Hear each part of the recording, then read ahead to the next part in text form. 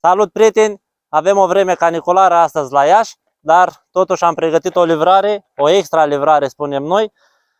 După cum vedeți, avem pregătit un pachet bizon de 35 de cai cu plug, cu freză hol de 1,60 m și cu o remorcă hol de 2 tone basculabilă. Acest pachet va ajunge în satul Izvor, județul Dolj.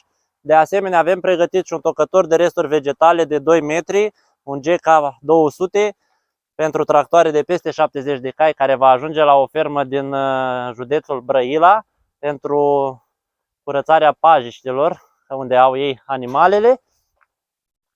De asemenea, avem două tractoare care au fost achiziționate în roate. Unul din ele a fost prezentat în edițiile anterioare, un Mitsubishi MT-X13 care va ajunge în județul Giurgiu, iar acest Kubota B52 care va ajunge în satul Vișani, județul Brăila. De asemenea, mai avem un bizon XD354 de 35 de cai, la fel pachet cu plug și freză, care va ajunge tot în județul Dolj, de această dată în Dăbuleni, la Pepenii de Dăbuleni.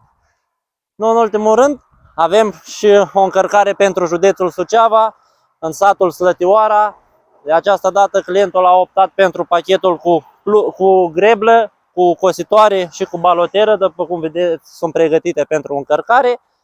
De asemenea, avem o gamă largă de freze, Holt de la 1 m, 1,20 m, 1,40 m și 1,60 m. Acestea sunt toate de 1,60 m, sunt ideale pentru tractorașele 4x5 sau fiaturile 4x5 românești. Sper că v-a plăcut livrarea noastră, o să vă las numărul și site-ul în descriere și ne auzim data viitoare.